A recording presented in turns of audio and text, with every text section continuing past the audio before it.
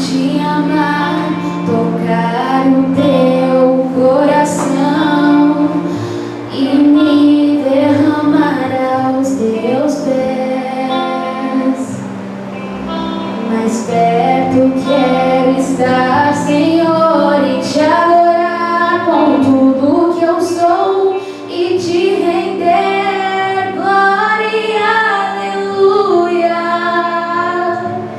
aleluia, aleluia, aleluia, aleluia.